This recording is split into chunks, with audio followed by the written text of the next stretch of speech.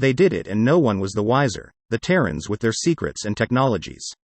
The Krosh captain thought to himself. They had been able to disable the ERF suit using an EMP blast that almost took out his own ship.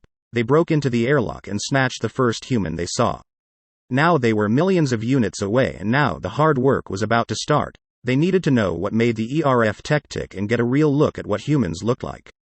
The humans' breathable atmosphere was similar to the Kroshian atmo, albeit not at the same density, so they should be able to work with just a breathing regulator. The technicians had set up their tools and were going over the technical specs of the ERF suit, trying to figure out how to remove it without damaging the device or the wearer.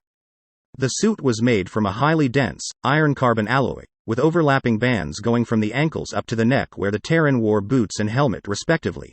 The suit also had additional plating. The armor is made up of several pieces, including a breastplate, shoulder guards and greaves. The pearlescent-like material has a slightly golden hue against the black metallic construction. Once all the technicians were happy about the procedure, the operation began. After 3 hours of grueling unbolting, grinding, cutting, and screwing, the job was done. All that remained on the operating table was the human. From the data available, this was a male, mature in age, with dark fur on his head and face, leaving the eyes, nose and cheeks bare. Andrew could feel the cool air on his skin. The smell of oil and metal filled the air.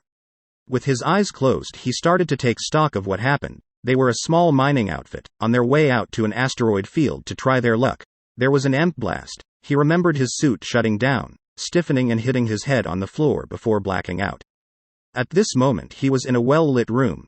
The feeling of a mask over his nose and face, opening his eyes, he notices the forms to right. Small slender lizard-like beings with brightly colored plumage on their heads. He saw one of them turning around. Shutting his eyes again, he could feel that there was bindings on his arms, legs and torso. Twisting his wrist, he could feel that there might not be restraining him, as he could easily move with them.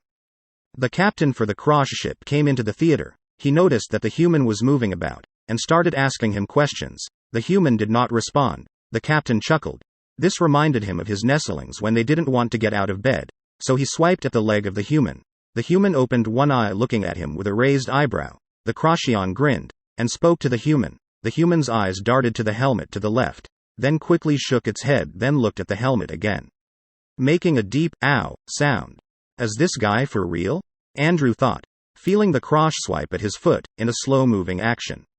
Guess he knows I am awake, he thought to himself. The Kroshian started talking, but without the translator the time dilation caused the speech to sound like it was slowed down to 1/10 of the speed. Well, actually it technically was. No, Andrew said, looking at the helmet. I hope this idiot figures out that I need the helmet to chat to him. The lizard picked up the helmet and placed it on his head.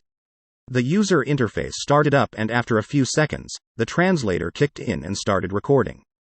Can you understand me? The captain started up again. The human nodded, a gesture of affirmation, as far as he knew. So here is what is going to happen. You are going to show us how this technology works. You are going to be our prisoner, and if you behave, we might let you live. The Kroshian captain grinned in an attempt to intimidate the Terran. Can I ask you a few things first? Andrew said, paying no mind to the lizard's attempt at scaring him. The Kroshian looked at him quizzically. Sure. I guess, the predatory smile never leaving his face. Andrew continued. How did you incapacitate us? And have you recorded all the information regarding the suit and my physical biology? Andrew continued, his eyes narrowing, almost stabbing the captain. Something primal in his brain was starting to light up, as if a predator had entered the room. He looked around but nothing had changed. We have some of the analysis of the suit, but your biology hasn't been analyzed yet.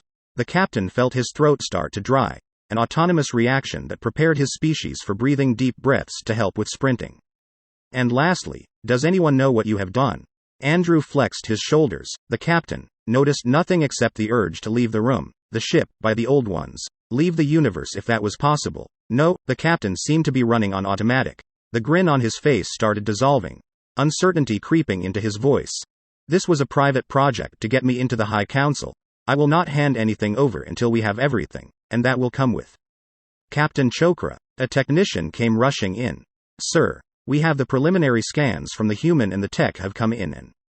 The technician stopped, its head crest feathers straightening in fear at seeing the, now conscious Terran, with its helmet on, the interruption distracting the captain from the panic lights in his mind. His rising panic instantly turned into irritation towards the technician. What? He snapped, the technician's feathers flattening in submission to its captain. Well, sir, the technician continued, it's just that the prelim data is showing us that the data we bought, well, might be wrong. The suit, sir, does not enhance their abilities, it diminishes them. The technician paused, looked behind the captain, and started to retreat slowly into the lab next door. The captain was confused at the technician's story. Diminishes them. He thought and wondered why the tech was sliding back, and then he heard it. It sounded like a slow snap. Turning around to see the human getting off the operating table, the straps snapping. Straps that could withstand the claws, bites and blades, were snapping as if they were made from warm wax. Andrew had all the info that he needed. Secrecy was paramount. No one is allowed to know what we can do. Everything must go. Then he ran straight at the Croshion crew. Oh dear, was the last thing the Croshion said before the human disappeared and his world went black. Wiping the green blood from his face, Andrew took control of the ship and headed back to the Sol system, and the Croshions in their ship was never heard from again.